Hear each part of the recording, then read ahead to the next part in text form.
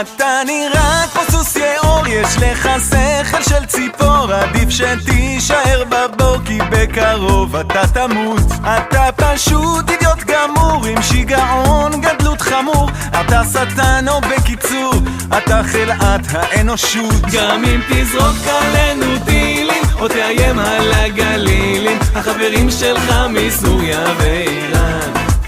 גם אם תפיל כאן עוד קטיושות, תדע שאין כאן שום ירושות, ביחד נתגבר על הצרה.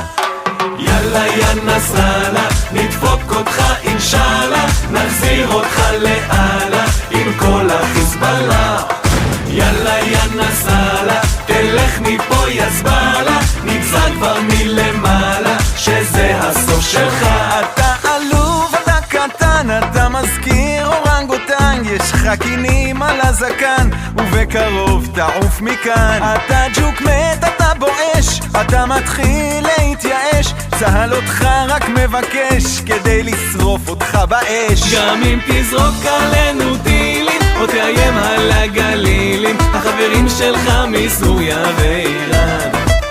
גם אם תפיל כאן עוד קטיושות, תדע שאין כאן שום ירושות, ביחד נתגבר על הצרה.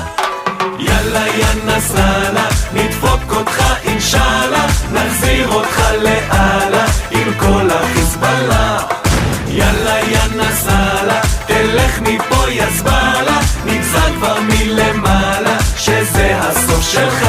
אז תקשיב טוב יא חיזבאלונצ'יק עלוב, ותהיה מוכן, כי בקרוב כל צה"ל עם האפאצ'ים, ה-F-16, הספינות, הטילים, הטנקים, הקומנדו, צנחנים, גולני, גבעתי, כולם מגיעים אליך לביקור.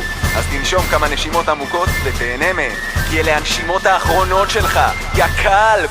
יאללה יא נסראללה, נדפוק אותך אינשאללה, נחזיר אותך לאללה עם כל החיזבאללה. יאללה יא נסראללה, תלך מפה יא זבאללה, זה נגזר כבר מלמעלה. יאללה יא נסראללה, נדפוק אותך אינשאללה, נחזיר אותך לאללה עם כל החיזבאללה. יאללה יא נסראללה, תלך מפה יא זבאללה, נגזר כבר מלמעלה שזה הסוף שלך.